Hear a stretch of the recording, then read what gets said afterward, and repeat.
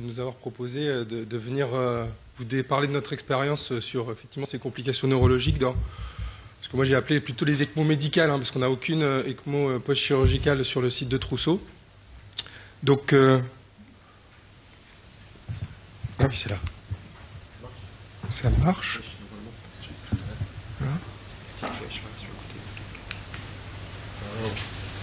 Ah, ça marche plus, c'est moi, c'est un truc dans les... Ah. Si, c'est bon. Je reviens en arrière.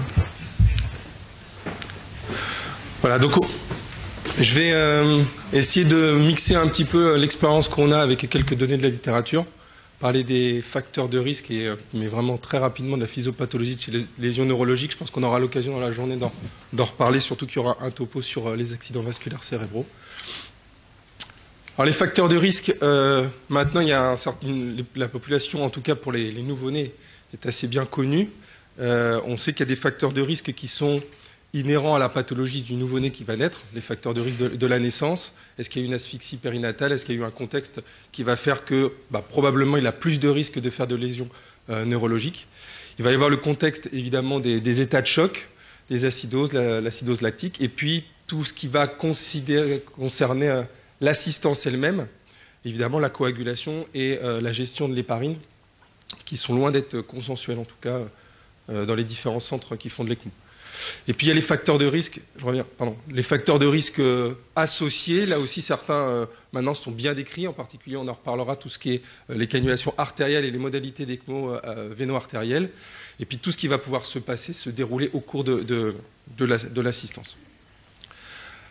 Il y a cette étude récente qui avait refait le point sur une grosse cohorte entre 2005 et le 2010, puisqu'ils avaient repris à partir de la base de l'ELSO 7200 ECMO néonatales. Et on voyait que globalement, dans cette série d'ECMO néonatales, on avait à peu près 20% de complications neurologiques. C'est à peu près ce qu'on a quand on regarde l'ensemble des séries. Ça peut varier parfois en termes de proportion de syndrome hémorragique et de syndrome ischémique. Vous voyez qu'il y avait majoritairement des syndromes hémorragiques. Et je vous montrerai que dans notre expérience, c'est un petit peu l'inverse. Que les facteurs de risque qu'on avait décrits, ils ont été confirmés dans cette étude. Le poids, plus les enfants sont petits, plus les enfants sont prématurés, évidemment, plus on a de risques de saignement hémorragique. C'est pour ça que nous, par exemple, et c'est à peu près dans les indications, on ne fait plus d'ECMO, indications respiratoires, pour les moins de 34 semaines. Alors, ça peut se discuter pour les populations qui seraient prématurées, mais un peu moins que... Parce qu'on a observé aussi qu'on avait une augmentation des risques de saignement. Le terme, évidemment, ce qui sort à chaque fois, c'est les conditions de la naissance, des conditions d'arrêt cardiaque avant la mise en place de l'ECMO, une acidose importante, un recours éventuellement à une hémofiltration avant. Tout ça sont des facteurs de risque qui sont décrits. Et puis, on va en reparler assez largement, les modalités d'ECMO, l'ECMO véno-artériel qui impacte sévèrement sur le pronostic global et neurologique des patients, et les multiples ECMO. Évidemment, on se doute bien que quand un patient a dû avoir plusieurs ECMO successives, il a un pronostic global qui est moins bon.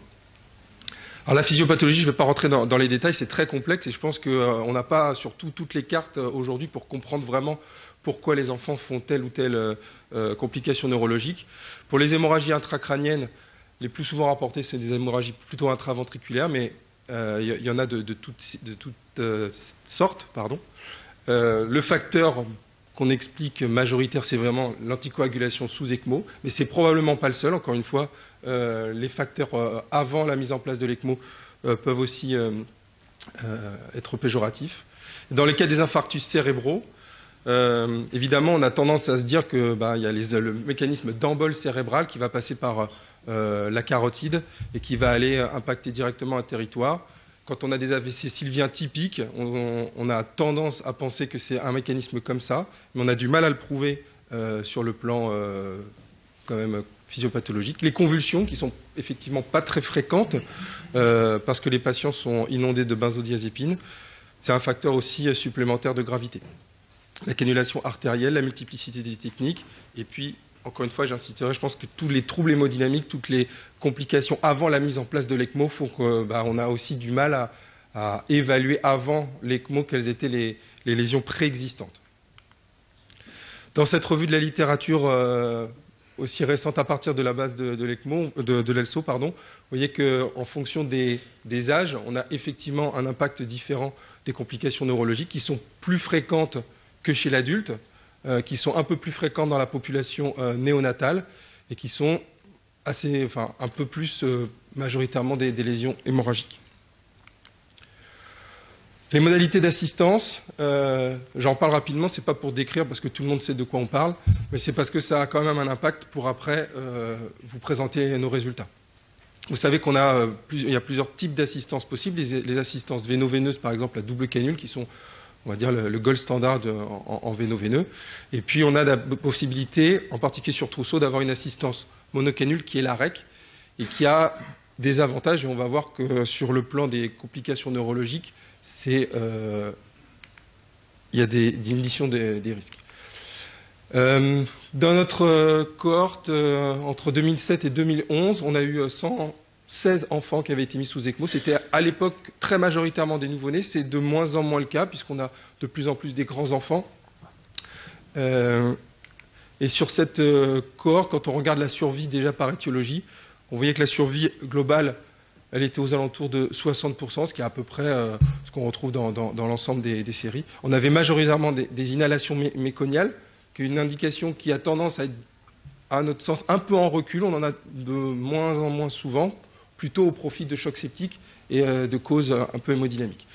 Et puis dans cette série, on avait observé que effectivement le VRS, c'est-à-dire que les bronchiolites du petit, avaient un plus mauvais pronostic et on n'avait pas vraiment eu d'explication évidente à ce moment-là. Sinon, en termes de répartition des étiologies et de la mortalité, on a à peu près ce qu'on a dans les séries, avec une augmentation, vous voyez, pour les chocs septiques à strepto B, une augmentation de la mortalité. Je reviens sur la REC juste pour vous réexpliquer comment ça marche. C'est une assistance monocanule, simple lumière. Donc à partir de ce moment-là, on a deux nécessités techniques. La première, c'est d'avoir un clan alternatif qui va pouvoir permettre d'avoir une phase de drainage et une phase de réinjection. Et on a surtout besoin d'une pompe particulière qui est cette vieille pompe qu'on voit encore dans les bouquins, on la voit encore dans la vraie vie, qui est une pompe non occlusive. Et vous voyez que le corps de pompe n'est pas scindé dans un couloir. Et donc en fait, il a la capacité de se distendre en fonction des moments de clampage. Et donc ça va permettre d'assumer une augmentation de la pression sur le circuit quand le clan de retour est fermé.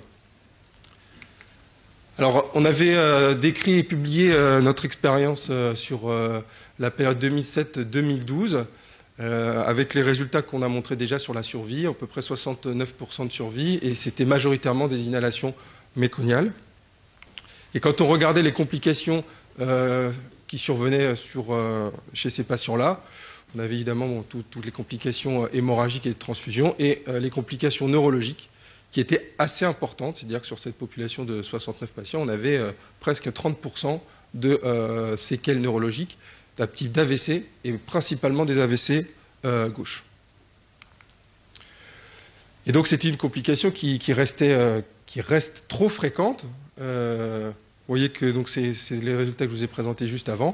C'était majoritairement des inhalations méconiales et donc il y avait quand même un impact important sur le devenir des patients quand les lésions étaient observés pendant l'ECMO. Souvent, effectivement, on va avoir une discussion de limitation des traitements si l'AVC est important. On n'a pas vraiment pu prouver la relation, mais on s'était posé la question d'une relation entre les troubles hémodynamiques effectivement chez ces patients-là et la survenue d'AVC. C'était des patients qui, de toute façon, avaient tous une quantité importante de vasopresseurs avant la mise en place de l'ECMO. Il n'y avait pas forcément de différence en termes de taux de lactate, mais il y avait, vous voyez, une grande proportion au remplissage vasculaire. Donc, on en revient à ce qu'on disait avant, les paramètres avant la mise en place de l'ECMO impactent énormément sur la survenue de lésions au décours. On a élargi un petit peu notre expérience sur les dernières années, et quand on reprend cette fois maintenant les 263 ECMO qu'on a pu faire sur les 10 dernières années, on a élargi les indications à des enfants. On a plus d'indications respiratoires avec majoritairement des SDRA et quelques asthmes aigus. Beaucoup d'indications circulatoires chez le nouveau-né et aussi en pédiatrie. Donc on a une population et des indications d'assistance qui sont un peu plus variables. On a beaucoup plus recours finalement à des assistances véno-artérielles qu'avant. Sur les 263 patients, 120 avaient des examens radiologiques. Alors effectivement, ça ne fait pas beaucoup parce qu'il y a tous ceux qui vont décéder au cours de l'ECMO pour des raisons médicales ou en limitation de soins, qui ne vont pas pouvoir avoir l'imagerie systématique au décours. On a tendance maintenant, depuis quelques années, à leur faire systématiquement une IRM cérébrale, qu'ils aient ou pas un examen neurologique anormal, et on s'est aperçu qu'on dépistait un certain nombre de lésions au niveau de l'imagerie. Après, le pronostic à long terme, il est pour l'instant, il est un petit peu imprécis. Donc on avait 64 lésions ischémiques. Dans ces lésions, effectivement, il y a un petit peu de tout. On peut avoir l'AVC massif avec l'engagement, et puis on peut avoir les petites pétéchies ischémiques qui sont, ou les petits, les petits AVC très localisés. Donc le pronostic dans ce groupe-là, il est quand même très hétérogène. Mais on voit quand même que la proportion est assez importante par rapport à l'ensemble de la population, et que finalement, quand on fait une imagerie pour rechercher ça, on tombe souvent, quand on regarde, sur des petites conséquences cérébrales. Lorsqu'on regarde les lésions hémorragiques, elles sont moins fréquentes dans notre population. On a clairement beaucoup plus d'accidents ischémiques. On va pouvoir en discuter si vous voulez. Principalement, les lésions hémorragiques, comme les lésions ischémiques, surviennent dans l'hémisphère gauche. Et puis, quand on étend aux autres lésions, on a effectivement des hémorragies extracérébrales ou des hémorragies intraventriculaires qui sont nettement moins fréquentes finalement et qui globalement, en général, dans la série qu'on avait, n'avaient pas impacté sur le devenir des patients directement. Si on regarde en fonction des modalités d'assistance, quelle est la survie des patients, et après on regardera leur pronostic neurologique.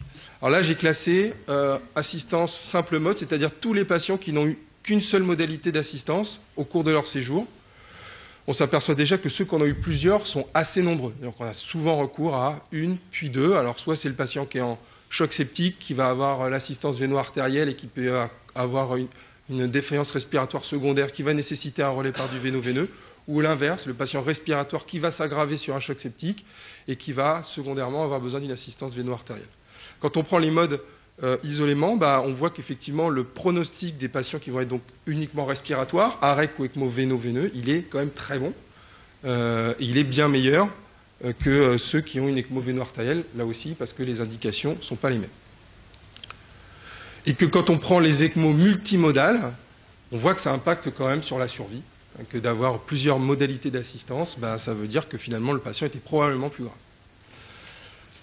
Si on regarde maintenant ceux qui ont une lésion cérébrale versus ceux qui n'ont pas de lésion cérébrale, on a regardé plusieurs critères. Le premier, c'est la période d'étude. Est-ce qu'avec le temps, finalement, sur les dernières années, on prend mieux en charge ces enfants et est-ce qu'ils ont moins de lésions cérébrales? Bon, pas vraiment. Statistiquement, ça ne ressort pas en termes de proportion de patients. Si on regarde ceux qui ont des ECMO de plus de 7 jours versus sur des ECMO de plus courte durée, est-ce que ça impacte? Là non plus, on n'a pas l'impression, alors évidemment, vous voyez que la cohorte, elle n'est pas gigantesque, on n'a pas des groupes très très importants, mais globalement, il n'y a rien de très significatif sur la durée d'ECMO. Même si, comme il y a des données dans la littérature pour montrer qu'effectivement, quand on augmente la durée d'ECMO, évidemment, on augmente le risque de complications, donc on va au final quand même pouvoir avoir une augmentation du risque d'atteinte neurologique. Et quand on regarde en fonction des modalités d'ECMO, là par contre, on est surpris, on confirme le sentiment, c'est-à-dire que les assistances veineuses ont moins d'impact sur les complications neurologiques que les assistances véno-artérielles ou les assistances multimodales. Et puis on a regardé dans notre cohorte d'UMAC, vous savez qu'on a une équipe mobile depuis maintenant 2 ans, donc on n'a pas là encore une grosse cohorte, mais on n'a pas l'impression comme ça qu'il y ait un sur-risque de complications neurologiques pour ceux qui auraient une assistance qui a été mise par l'équipe mobile. Si on regarde maintenant les lésions hémorragiques, donc qui sont moins fréquentes, là, il n'y a rien qui sort de manière très significative, probablement parce que la proportion des lésions hémorragiques observées est moins importante. Si on regarde maintenant par rapport aux conditions d'assistance et la survenue d'ischémie ou d'hémorragie cérébrale, là aussi, on voit que pour les assistances véno-artérielles, il y a un fort impact sur les complications neurologiques, bien plus que quand on regarde seulement les assistances veineuses, parce que sur 55 patients qui n'ont eu qu'une assistance respiratoire, finalement, pas beaucoup de lésions cérébrales. Alors les données de la littérature, est-ce qu'elles vont dans le sens de ce qu'on observe chez nous? Dans l'ensemble, oui. Vous voyez dans cette série qui a été publiée dans PCCM en 2013, qui faisait l'expérience de 20 ans dans un centre qui est aux Pays-Bas. Ils avaient observé, donc là vous voyez qu'ils avaient répertorié leurs lésions cérébrales en fonction des conditions d'assistance. Pour tout ce qui est complications ischémiques, il y avait une proportion plus importante d'accidents observés dans l'hémisphère gauche. Et c'était aussi principalement des patients qui avaient une ECMO véno-artérielle. Et pour toutes les complications hémorragiques, il y avait là aussi plus de complications hémorragiques observées dans l'hémisphère gauche. Et ils observaient quand même de temps en temps des lésions lobaires ou intraventriculaires. Quand dans la même étude, ils ont regardé par rapport aux imageries qui étaient faites, sur les pas dans la série, mais par exemple en faisant une revue de la littérature sur les données publiées à ce moment-là, la plus grosse série qui était rapportée, c'était la cohorte de l'ELSO. Et vous voyez que la moyenne, à peu près, c'est environ entre 20 et 30% de complications neurologiques observées. Et quand on prend les études qu'on focalisait sur l'IRM cérébral, donc ceux qui ont, un peu comme nous, qui font l'IRM systématiquement, finalement, bon, la proportion est un petit peu la même. Donc peut-être on n'a même pas l'impression qu'on screen davantage de patients, mais on a sûrement un meilleur focus pour savoir si les lésions elles sont localisées ou diffuses. Dans cette étude de cette année, c'était quelques centres américains qui rapportaient leur expérience sur 1400 patients, ce qui est déjà pas mal. Et vous voyez que là aussi, ce qui sortait, c'est évidemment les proportions moins importantes de lésions chez les nouveau-nés qui avaient une atteinte respiratoire, probablement parce que là aussi, les modalités d'assistance impactaient. Pour les patients qui étaient en sepsis, c'est l'inverse. Et de manière tout venante, les complications neurologiques étaient entre 15 et 20%, avec un sur-risque pour le groupe qui allait décéder. Et donc dans les facteurs dans cette étude-là, en multivarié, les complications neurologiques sortaient comme un facteur prédictif de mortalité, un peu comme l'insuffisance rénale et comme, là vous voyez, la durée de ventilation pré-ECMO. Donc en conclusion, on n'a pas, ça apporte quelques données d'observation, mais ça ne donne pas toutes les réponses sur les mécanismes qui sont mis en jeu. Ils sont très probablement multifactoriels, avec une grosse implication avant la mise en place de l'ECMO de ce qui s'est passé chez le patient. On a des complications hémorragiques ou ischémiques qui varient dans notre centre, probablement parce qu'on a une gestion de l'anticoagulation qui est un peu différente et peut-être pas trop agressive. Et donc finalement, on a plus de complications ischémiques qu'hémorragiques qui prédominent au niveau de l'hémisphère gauche. Je pense que ce qui est important, c'est de se rappeler que l'ECMO véno-artérielle est clairement en rapport avec plus d'accidents ou de complications hémorragiques. Ça veut dire qu'il faut avoir une politique probablement de sevrage le plus rapidement possible chez les patients qui n'ont plus besoin de leur ECMO véno-artérielle et que c'est probablement par là qu'on va pouvoir essayer de prévenir. Voilà, je laisse afficher. Et puis après, toutes les techniques dont on parlera pour essayer de dépister plus précocement ces événements chez ces patients.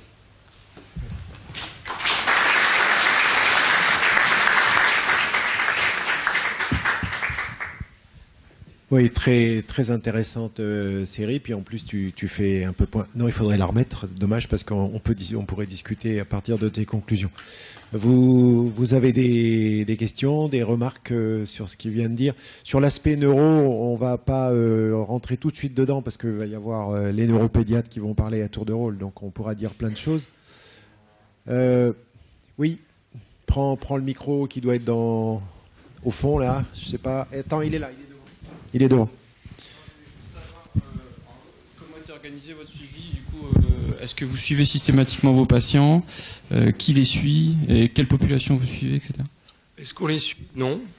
C'est très dommage. On s'est posé la question du suivi chez nous, mais c'est un peu compliqué. Mais c'est vrai il y a eu un suivi à un moment donné pendant la période 2000-2002, quand Cyril Flamand avait fait ce travail-là, qu'ils avaient d'ailleurs publié dans les archives. Il y avait un suivi à 2 ans qui avait été fait et qui avait montré que finalement, alors c'était une cohorte vraiment très néonatale à ce moment-là, exclusivement des patients donc, avec des assistances respiratoires pour des détresses, que finalement à 2 ans, le pronostic neurologique était relativement bon, mais donc il n'y avait pas un suivi à plus de 2 ans. Et c'est un problème aujourd'hui, effectivement, on n'a pas l'organisation pour les suivre, de les voir en consulte, et c'est dommage. C'est sûr, c'est très lourd à organiser, on se pose la question, c'est très lourd. Après, ils sont suivis quand même. Il y a pas un suivi par chez nous, mais quand ils rentrent dans la case accident vasculaire, etc., ils vont rentrer dans la case neuro. Et donc après, ils sont suivis. Mais on n'a pas le retour systématique. Et puis il y a justement avec les Pierre, avec Cyril là notamment toujours, il y a quand même des choses validées, des questionnaires téléphoniques en français ou par voie postale, avec vraiment un bon niveau de validation. Si jamais on se lançait dans une cohorte et de suivre un peu, même par nous-mêmes, on peut envoyer des courriers automatisés et avoir un taux de réponse même de 50%, Ça avoir des données déjà intéressantes. un certain degré de réponse sur le long terme. Oui, d'autres remarques? Moi, je voudrais, en effet, comme tu l'as montré dans votre travail, la différence très importante qu'il y a dans les complications neurologiques entre le fait d'avoir une ECMO véno-veineuse, la REC, et puis l'artéo-veineuse. Donc, c'est pas anodin de choisir de passer par simplification de la prise en charge, on va faire une artéo-veineuse, comme ça, si jamais il y a des problèmes cardio, on va les prendre en charge. Tout de suite, on va mettre un risque très important sur le plan neurologique et qu'il faut, comme vous l'avez montré, surtout vous avez fait de l'ECMO ventilatoire, passer en véno-véno d'abord, c'est moins de risques neuro, donc c'est essentiel. Alors c'est ce qu'on essaye de faire quand on est à la maison, j'ai envie de dire. C'est-à-dire que le patient qui va avoir, ou même le nouveau-né, qui va avoir sa détresse respiratoire, l'HTAP, on va dire, bon, on essaye une ECMO, une assistance partielle, ou véno-veineuse, avec une canule à vallon, par exemple. On essaye. Si l'HTAP, c'est la cause du problème hémodynamique, ça va rentrer dans l'ordre. Et puis si il y a une défaillance hémodynamique qui nécessite, dans ces cas, on a des facilités. C'est plus compliqué pour nous quand on va implanter une ECMO à l'extérieur, parce que là, il y a toute la discussion du retour, il y a la discussion de la stabilité du patient pendant le transport, il y a la discussion de on ne va pas pouvoir changer la canule pendant le transport. Donc on a beaucoup plus tendance à aller mettre des vénos artériels que des transports avec des vénos seuls. Et puis, oui, il faut prendre le micro. Lorsqu'on va être amené à finalement mettre une artério-veineuse, et comme tu le dis très bien, si on met une artério-veineuse, il faut avoir un objectif de sevrage rapide, parce que plus ça va durer, plus il y avoir de complications. Mais si jamais on a des difficultés, c'est que cette ECMO circulatoire artério-veineuse doit se prolonger, sur les tout petits, on n'a pas d'échappatoire. Autant chez l'adulte, et on peut passer à des systèmes mécaniques, et puis chez les petits, on peut passer à des systèmes comme le Berlinart, mais lorsqu'on est sur des très petits poids, c'est un sacré challenge. Est-ce qu'on arriverait à sevrer ce Berlinart si on en mettait un? Quid de la transplantation, on le sait tous, sur le 3 kg et moins. On est à la limite de ce qu'on ne peut pas faire. Donc, au final, on pourrait déjà, ce point est très important, on pourrait déjà mettre ça sous forme de réflexion en partant de cette réunion. Si on met une artério-veineuse sur un tout petit, il faut vraiment que l'objectif de récupération cardiaque soit prépondérant et il faut faire le plus vite possible. Plus ça va durer, plus ça va être compliqué et moins on a de chances de réussir. Et quand bien même, le risque de complications neurologiques devient majeur. Sur les modalités de cannulation, une question. Est-ce qu'il y a des données en fait sur justement au sevrage la réparation des vaisseaux, notamment la réparation de la carotide? Est-ce qu'il faut s'acharner à réparer cette carotide ou pas? Ça, c'est peut-être une question pour... Ça va être une question pour Bernard Crespin, qui piave d'impatience pour la suite. Et deuxième question, est-ce qu'il y a des données, peut-être pas à trousseau, vous les avez pas, sur les différences de devenir neurologique entre les ECMO post-opératoire central en fait et les cannulations périphériques? Est-ce qu'il y a des différences de... Alors pour la première question, nous par exemple sur la reconstruction, on essaye de faire reconstruire par nos chirurgiens le plus souvent possible. Pour les ECMO de courte durée, il y a moins de 7 jours. Au-delà de 7 jours, ils nous disent que localement c'est vraiment très très compliqué. Souvent c'est abîmé parce que il y a les canules qui sont un petit peu mobilisées, tirées, etc. Donc ils n'y arrivent pas. Et le taux de succès, il n'est pas très élevé. Il y a toute une période où on a même arrêté de faire des reconstructions un peu systématiques parce que finalement, il y avait des thromboses au décours étaient importantes. Là, on essaye de s'y remettre, on essaye de nouveau avoir une évaluation. Mais ça doit tourner autour de 50% de succès quand même. Donc, Et sinon, non, j'ai pas de données qui comparent j'ai pas vu de choses qui comparent les ECMO centrales et les ECMO périphériques. Juste une question, est-ce qu'on sait pourquoi les complications neurologiques sont plus à gauche? C'est une bonne question. Alors si on fait l'hypothèse que c'est un mécanisme embolique, on a la carotide à droite, elle est occluse, elle est liée. Donc oui, on peut imaginer que c'est ça, mais c'est encore une fois probablement pas le seul mécanisme parce qu'on a des lésions observées qui sont des bas débits, parfois qui sont très étendus. Alors après, je pense que c'est tous les mécanismes de redistribution du sang par le polygone de Willis et les changements de régime qui font que finalement, c'est pas parce que c'est du côté gauche que ça reste perfusé que c'est pas de ce côté-là que... Mais c'est pas très clair, les mécanismes qui expliquent ça. Encore une question? Non. Ok, on va passer donc à la présentation de l'expérience marseillaise. C'est Bernard Kretman qui a remplacé Stéphane Lebel, mais